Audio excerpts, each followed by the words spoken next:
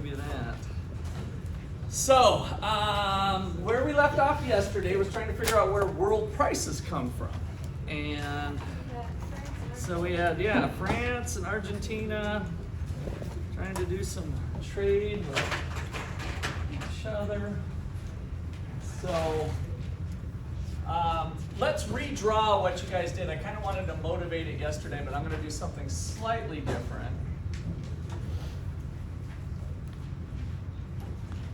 So we'll put, we'll kind of do the same concept. We're gonna do, what did I have over here, France? Yes. Okay. But yeah, redraw it. I'm not gonna use the 4 and the 2. I was just doing that to motivate things. So we got Argentina over here, and then this is the world market.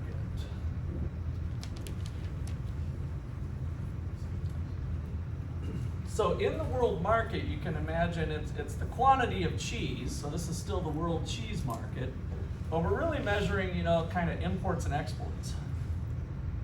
Imports and exports. Because everything that's traded in the world market is somebody selling it to another country versus another. It's leaving their shores, so to speak. Okay, and I still want to do what we did yesterday in terms of drawing France with an intersection that's lower than what Argentina is. Doesn't really matter how flat or steep your curves are.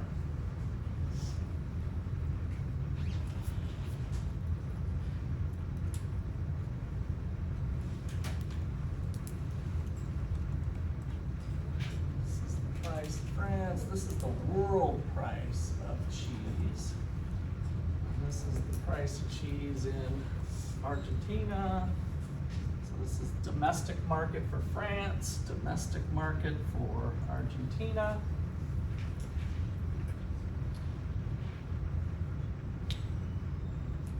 Okay, so how we can start this off then is to think about France's willingness to sell to the rest of the world. So France's willingness to sell. So if this is at, I'm going to be trying to be a little careful here. So let's do, we'll make big, let's do it a little differently than yesterday. 1, 2, 3, 4. So $4, and then 5, 6, 7, 8, 9, 10. Just try to kind of do roughly equal increments along here.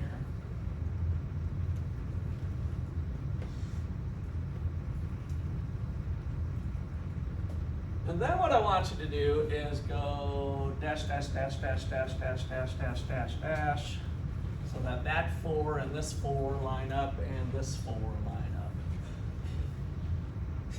You don't have to dash all of them. We're going to end up doing, this one's kind of an important one, so you can kind of come backwards if you want, go dash, dash, dash. It doesn't matter where it lands. Like here I landed, notice at $7.67. Wherever yours lands, it doesn't matter.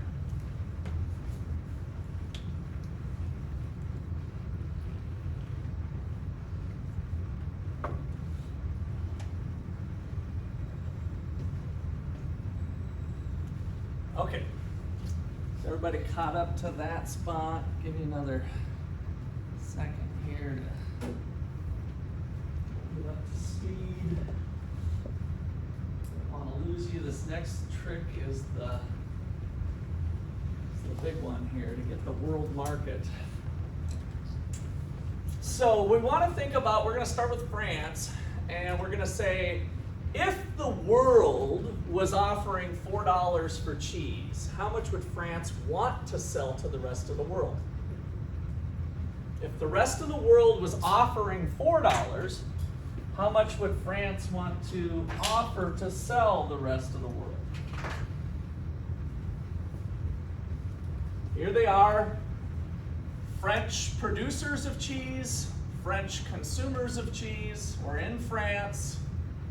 At this point, the The quantity demanded by the French is equal to the quantity supplied by the French. So what did we call that, where the two are equal to each other? The market. Go ahead. Equilibrium. So that was the equilibrium quantity. Are they happy in their country at 4? Yeah. So now my point is, if you were a French producer,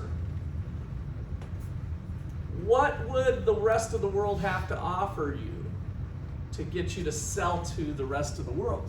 Tim? Anything over 4, right.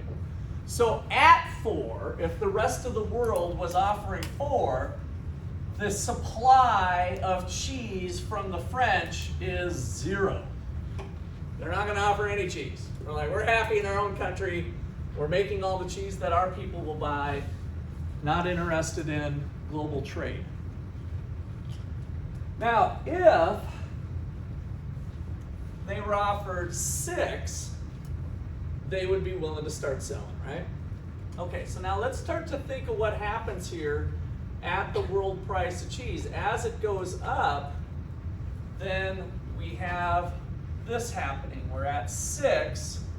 The quantity supplied of cheese is higher than what the quantity demanded of cheese is from France. What did we call that back in the last chapter? A surplus. But now this is where international trade is a little different. Guess what we're going to do with our surplus cheese? Sell it to the rest of the world. So we're going to sell it to the rest of the world. So at 6, if you guys want to, let's draw one more dash line, and we're just arbitrarily picking 6, by the way, but let's go dash, dash, dash, dash, dash, dash, dash, dash, dash, 6, 6. So at a price of 6, the quantity supplied is greater than the quantity demanded. And just by luck, it happens to be the length of this eraser. And so here's the next trick. Everybody watch this, at $6, that is the surplus, the edge of the eraser, and that is the quantity that they would produce. So you guys just use your eyeballs and take that distance and move it over to the world market. We're going to dump that surplus over on the world market.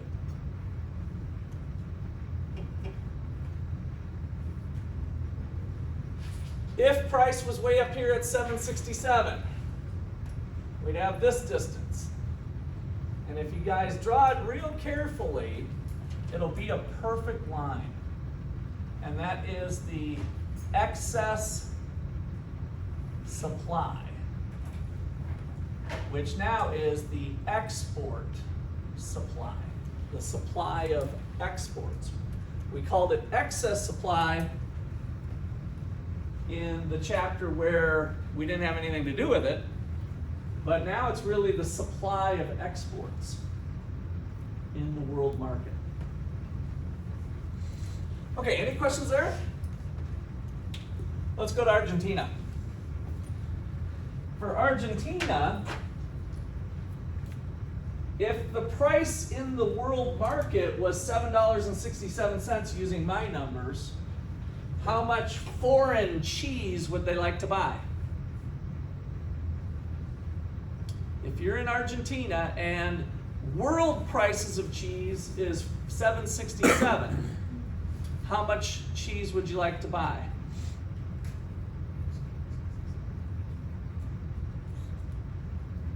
Let's see what's going on in your country. At $7.67, that's our starting equilibrium price here without any trade. We have the quantity demanded equal to the quantity supplied here. Are the Argentines happy? Are they in equilibrium at $7.67? Yes. If it was $7.67, they were on their own island, they're not trading, everything's fine. What's going to get them to buy some cheese around the world? Lower prices or higher prices? Lower. So at $7.67 exactly, would they buy any cheese? No. So at $7.67, these guys don't want to buy any cheese. But at $6, they're like, wow, I could save $1.67. I like to save some money like anybody. At $7.67, notice that the quantity demanded of cheese, the quantity here, is greater than the quantity supplied. What do we call that in the last chapter? Where we have the demand, quantity demanded greater than the quantity supplied. Shortage, right? So now we had an excess demand or a shortage. We use both of those words. But now what we're going to do is we're going to satisfy that excess demand by buying it. So now be careful with what your lines are. Don't make it look like my paper. This horizontal distance between the two at 6 needs to be transplanted over here at 6. You see how this distance is this distance. Do that on your papers.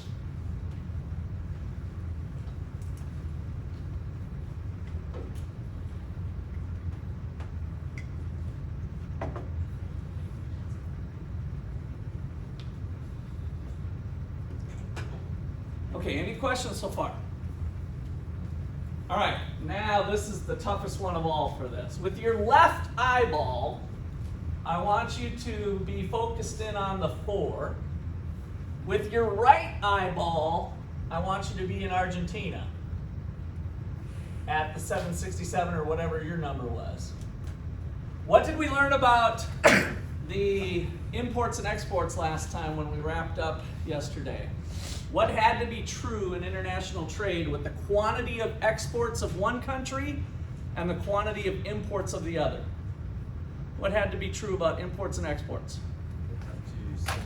They had to be, not sum up, they had to be, look back in your notes, that was one of our important concepts. It was the last thing, like there was a difference between showing the gains from trade and what would you have? Equal, they gotta be equal.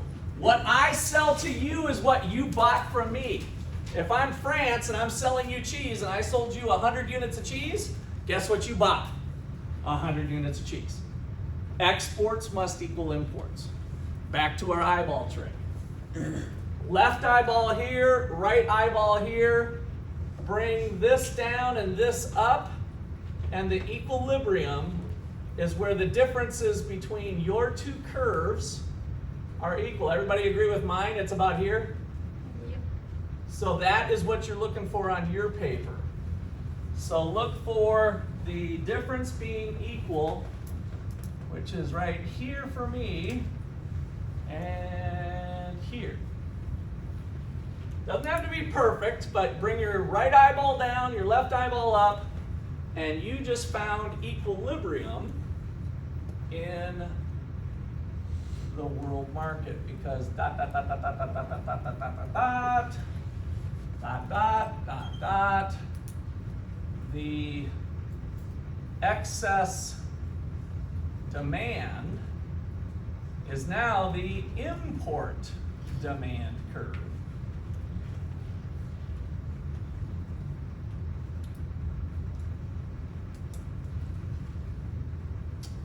And so here's the magic of this, is that this horizontal distance equals this horizontal distance equals this horizontal distance. Now, I was reserving this because I didn't want to mucky up my horizontal axis too much, but let me make up some numbers. So this is 100 units, and this is, looks like, what, 60 units. So there's 40 units of cheese being sold, which means this number is 40, which means these two numbers over here could be something different, by the way, so I'm going to make them different. So maybe this is 160. If that's true, this is 120, because this is the amount of imports. This is the amount of exports. And here's the world market.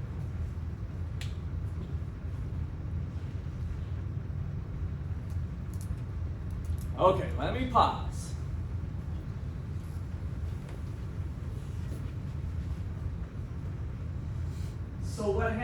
points here. Any questions, comments, clarifications? So notice what's driving the world's prices is the domestic demand and supply in all the countries, right? Their willingness to pay. If Argentinians got higher demand for cheese, if the demand curve shifted, now we'd be up here and we'd have to find a new level of imports. They would want to import more cheese, right? Okay. So let's write some of that out. So you got that in your notes. So kind of some of the key points here.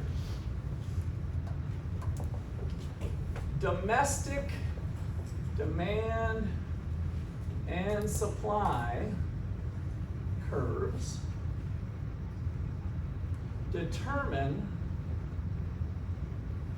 the world price of goods in the global marketplace.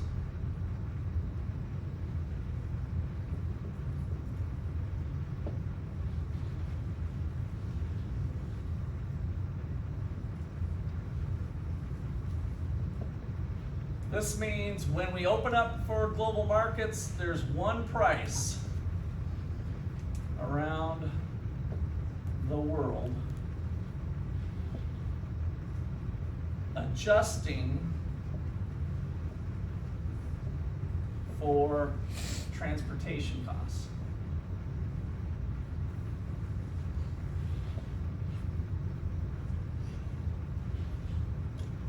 So economists refer to this as the law of one price. If we open up trade, cheese should be the same price around the world, short of getting cheese from France to Argentina.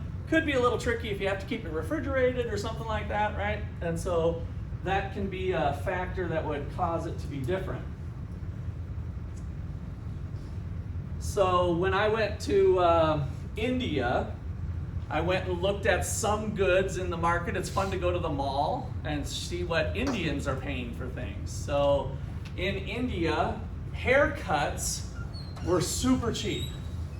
Like it was like $2 for me to get a haircut. But an iPhone was about the same as what it is in the United States. In fact, it was maybe slightly higher, an iPhone.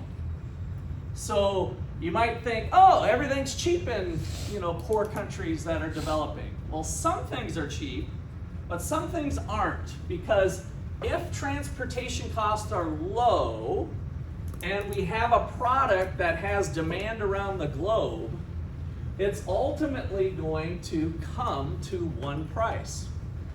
If it wasn't one price, there'd be some entrepreneurs that said, hey, I can make money by selling iPhones in India. Or how about this? Could I buy something in India, buy an iPhone? Let's say the iPhone was $600, brand new. I have a little business now, right? I buy the cheap iPhone in India and I bring it to the United States and sell it for $1,000. We call that an arbitrage opportunity. And so by the time a lot of entrepreneurs start doing that, the market adjusts, iPhones around the world are all priced the same. All right? Okay, questions or comments there? All right, so now here's what I want to warn you about. The textbook pretty much shows you only this graph.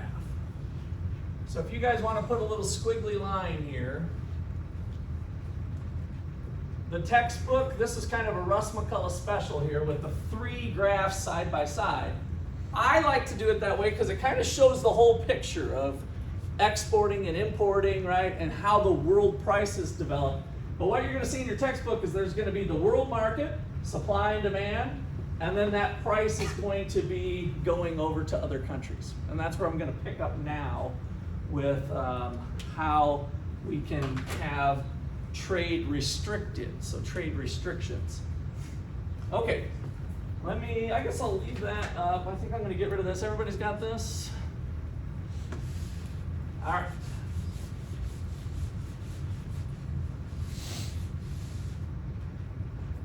So we're going to call this trade restrictions reduce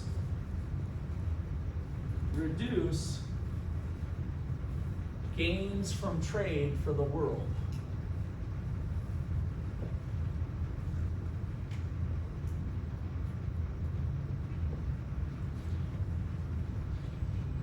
So in general, there can be some unique circumstances, but in general, economists are against trade restrictions.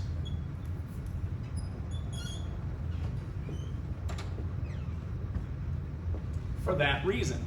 We know that if we open up for trade, both countries gain. This is a welfare enhancing thing for the world. So, types of trade restrictions that we're going to cover. Number one is a tariff.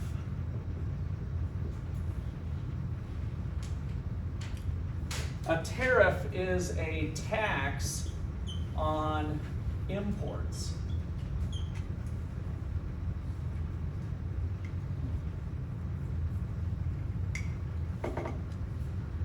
Who is Argentina trying to protect if they put a tax on French cheese? Who are they trying to help over here? Themselves. Simon? The local producers, not just themselves, Jesse, because we have gains from trade overall for the whole country, but they're specifically trying to protect the cheese producers. Because if you're a consumer of cheese, and by the way, I'm one, I don't know how many people like cheese. So cheese restrictions, there's still some, by the way, in the United States trying to protect the Wisconsin cheese growers. That's why our cheese, sometimes, where's my Frenchmen? None of my Frenchmen are here today? My gosh. So I've had lots of Europeans especially, will come over to the United States and they're like, your cheese is expensive. That's why. Because we have some restrictions to protect American cheese still on the books in different ways. All right, so the tariff is a tax on imports. It is intended to help domestic producers, but hurts domestic consumers.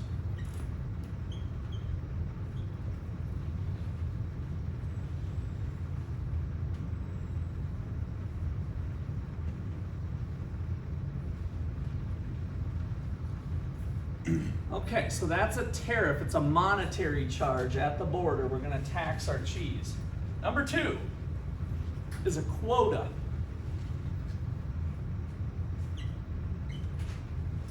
A quota is a restriction on the quantity. A maximum quantity of imports allowed into the domestic country.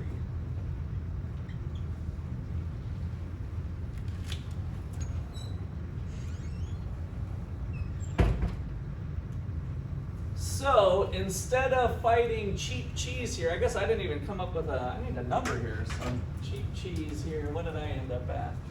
Looks like $5.60 for me. Ended up being, and this is I'm kind of running out of board space here, but $5.60 is the world price of cheese. So the world price of cheese, so we'll put the equilibrium price where the two lines cross here, $5.60. You guys, if you have a different number, it's okay to just put it up. I'll try not to kind of carry that forward. We'll use some different numbers when I carry it on. But the Argentine producers are like, we used to get $7.67 and life was good, and now we're letting in all this cheap French cheese in, right? We're letting in all this cheap French cheese. Well, Okay, so the government listens to their lobbyist, and the French cheese now is going to be restricted. So instead of 40 units of cheese, we're only going to allow 20 units of cheese. I'm going to do a better picture here, but I want you guys, since we're coming off of this example before I erase it. So if I shorten this in half to 20, now at the old world price here within Argentina, there is now excess demand. There's a shortage. What happens to prices when there's a shortage? Do they go up or down? They go up. So now prices are going to rise because of the quota, which is protecting now the domestic cheese producers. So again, this quota is intended to help domestic producers, but hurts domestic consumers. It's going to raise the price of cheese.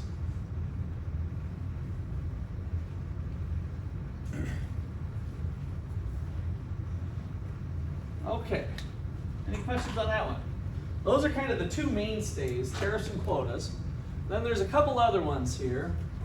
Number 3 is domestic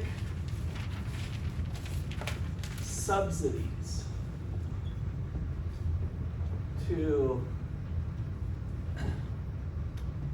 producers.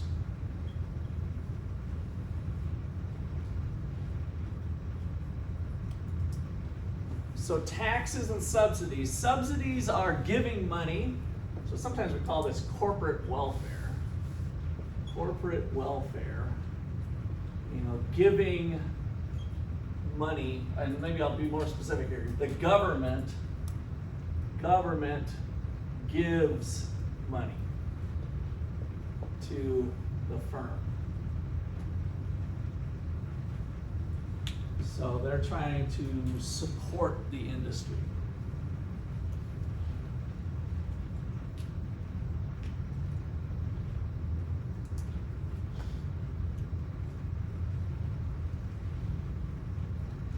So if they start giving money, they're going to start distorting this market even more. So imagine they could give in France, if they gave the French producers some money, then that would increase the supply of cheese and bring down the world price. And then the Argentines would be saying, this isn't fair. Our cheese producers can't compete with France because France gives them a bunch of money, right? It's kind of an unfair advantage. And so that's another area that can disrupt international trade. So I'm just going to put a little example with this one using our French and Argentina. So if France subsidizes French cheese, then Argentine cheese producers will say it's quote unquote not fair, which in some ways that's true. It's unfair competition. It's not fair competition, which might lead the Argentine government to say, you're right, we're not going to let French cheese into our borders since they're just messing around with things. And so that muckies up. It causes a trade restriction. So remember, we're looking at trade restrictions here. Okay. The last one, at least for now on this list that we'll do, number 4 is imposing regulations. So, regulations that restrict imports due to a variety of reasons. So one might be child labor. Another might be pollution / environmental concerns.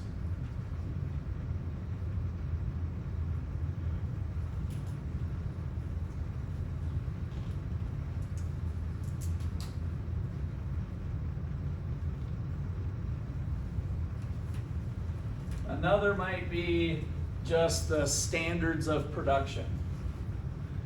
So standards, I'll just put in general, of production.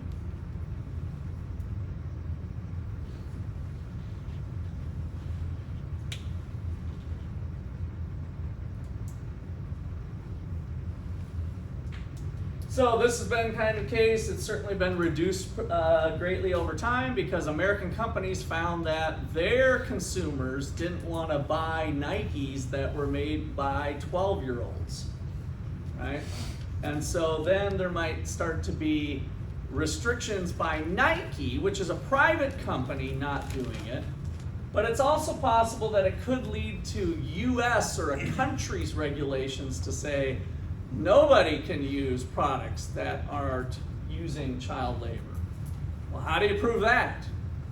Who's going to check on whether it's a 12-year-old or a 18-year-old or a 16-year-old, right? Is the burden on the company, or how is that all going to work? So all of that stuff is going to tend to add restrictions, add cost, maybe rightfully so. I'm not trying to, kind of paint that either way. But that'll tend to kind of mucky up and add a inhibitor to the free trade stuff. Okay, so questions or comments there? All right, so that's kind of the restrictions here laid out. We're going to get rid of all this time we spent on Argentina and France, and I think what I'll do is even switch to maybe another country here.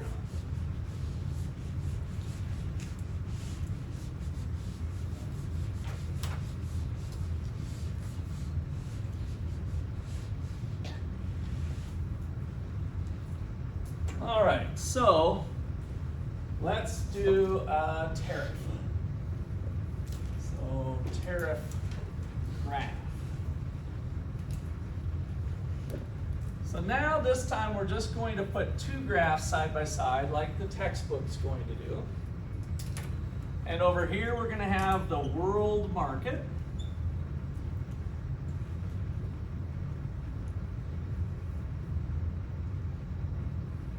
And over here we're going to have,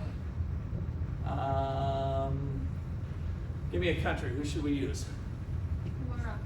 Morocco. Okay.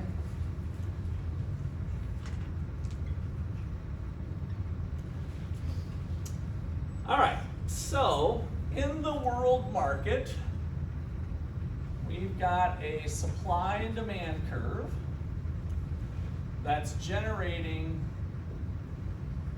a world price of sandals.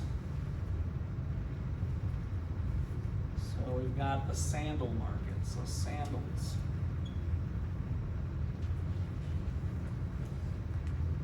And then this is the domestic market for sandals. And so in equilibrium, we have Morocco. I want you to draw the equilibrium point above the world price you've got over here, because we're going to make Morocco an importer of sandals. We're bringing in some cheap Chinese sandals. And the sandal makers are outraged in Morocco, the locals. At the world price of sandals, being, let's just do American dollars here, $2 a pair.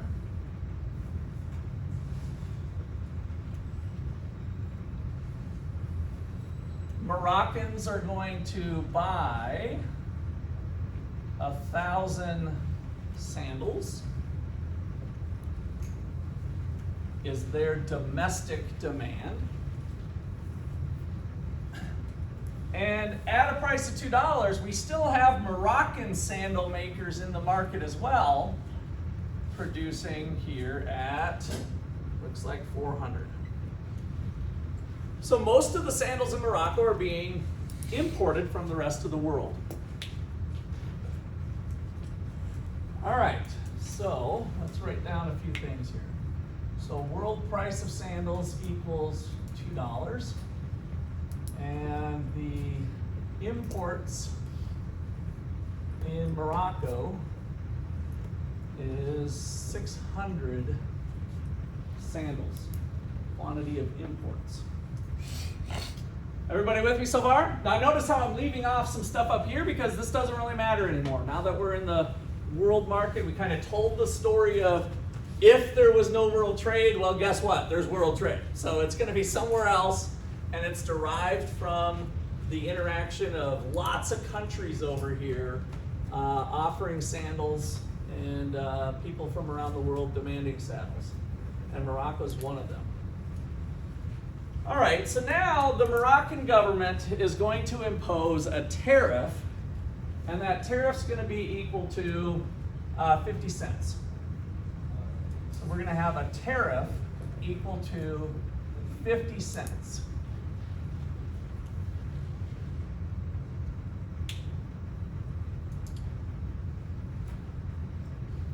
And so when foreign sandals come to Morocco, they have to get paid a tariff of the 50 cents. So we're going to just put it right up here.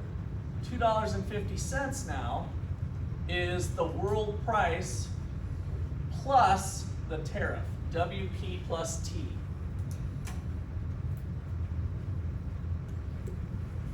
So tariff is going to be T. So world price of sandals plus the Moroccan tariff gives us $2.50 now, is what tariffs, or is what sandals are being sold for in Morocco. What happened to the quantity of imports? Up or down? Quantity of imports when the government imposed the 50-cent tariff. Imports went down, good. So at $2.50, these guys aren't going to be bringing as much in to Morocco. And so the quantity of imports now fell as these guys went down to 800 and these guys went up to 600. We have a new level of imports with the tariff. So imports with the tariff equal now 200. 800 minus 600.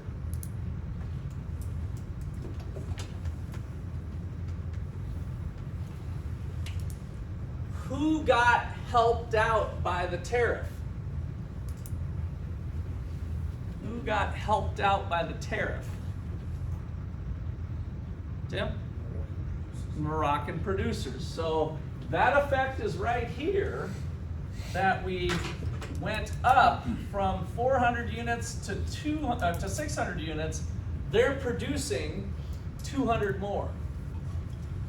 Who didn't like the tariff was the Moroccan consumers. They're paying more for sandals.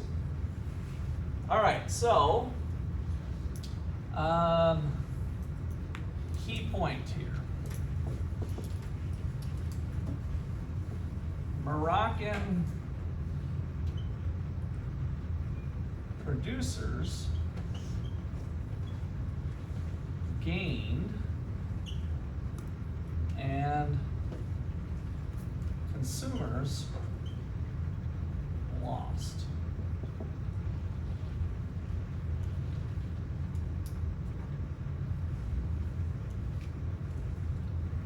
And so we might be thinking, well, no big deal. Things change in the world, and this was a good move. But let's take a look at consumer surplus. I didn't think I was going to throw that wild card at you.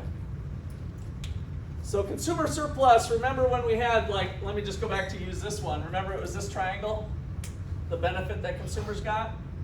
Well, over here, it would have been here if we had this, but we don't have that. We have domestic consumers paying $2. So the consumer surplus is actually without trade. They're buying 1,000 units. It's this big old triangle. And producer surplus is actually this triangle. So they look weird. They don't equal like we saw kind of even Steven over here when we did it before.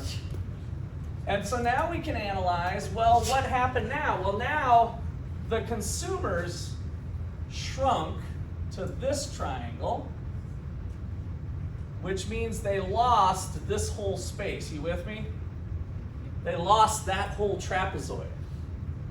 Now, what did the producers gain? Well, they're selling for $250. They're selling $600. So they gained this, which means they gained this. So consumers lost this. Producers gained this. All right, so that's part of the transfer. Consumers lost, but producers got it. But did they get it all? We have this leftover part here. What is this? What is this little rectangle?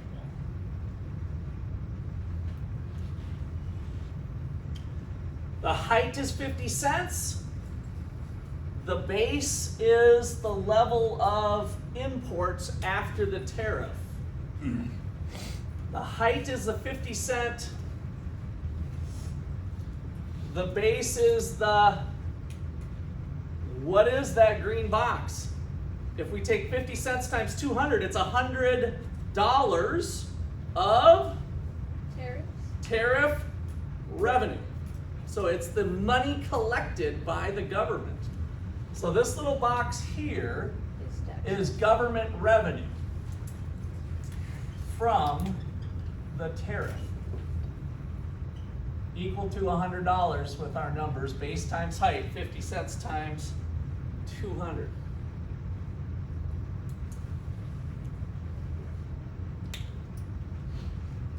So now if we identify these other areas here, in fact I'll identify the green area too, but let's just call this A, B, C, D.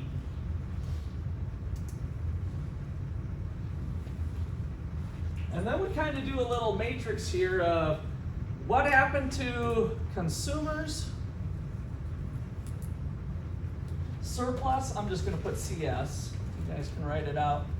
Consumer surplus, producer surplus, government revenue. We can kind of keep tabs on the success of this plan here. The change in consumer surplus, so we're going to put a little triangle there, a change. How much did the consumers gain? Well, they actually lost. They lost this whole area, A, B, C, D, right? Minus A, minus B, minus C, minus D. Yes? Minus A, minus B, that's what we said. That was the whole consumer surplus. That's what they lost. Producers gained area A. So they are a plus A. The government gained C, plus C.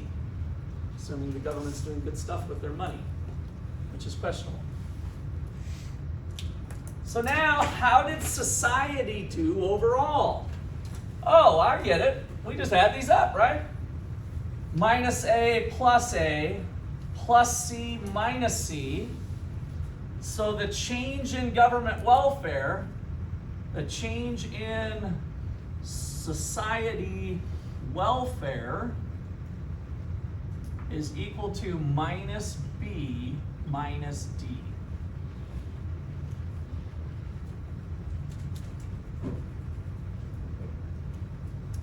Well, that's no good. Yeah, good insight. Yeah. So was this a smart policy for society to impose the tariff? No. So we call this a dead weight loss. So this is the dead weight loss. It's when society loses the DWL. The dead weight loss is this area B and D. Okay, that's the tough one. The easier one that's going to have similar results now is the quota. If instead of Morocco charging a $250 tariff price, what if they just restricted the quantity? Can't be 600 anymore. We're going to only allow 200 into our border. So what I did before is I said, what if we shrunk it from 600 to 200, and then market prices are going to rise, and they're going to get stuck right here, so that the quota would end up having a similar impact to the tariff. Except how much money is the government collecting with a quota? None. It's just a law that restricts quantity. So, impact, I'm just even going to put this as a note. Impact of quota equal to 200 sandals.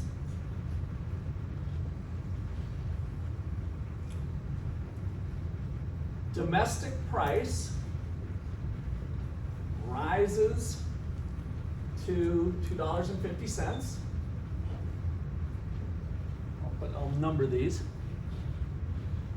Domestic price rises to $2.50.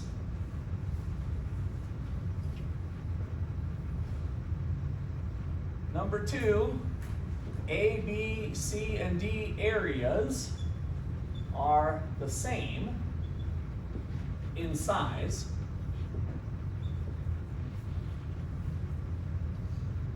But the catch is area C. Area C does not go to the government.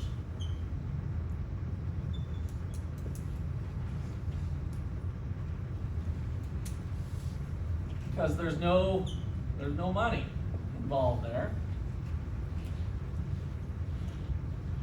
Here's where I'll leave you with who gets it. Who benefits from this? Prices still rise to $250 in Morocco. That area C is still there. Consumers still lose the whole area. The companies. Yeah, we get company A gets this amount, and now they also get that area C. So they end up getting it. Or who else could be getting that benefit? People that are importing goods or exporting goods. Yeah, it's the foreign exporters. So the domestic is not right. Foreign importers bringing them to the country get area C. And we'll leave it at that. That's in your textbook too, but that's the difference between tariff and quota.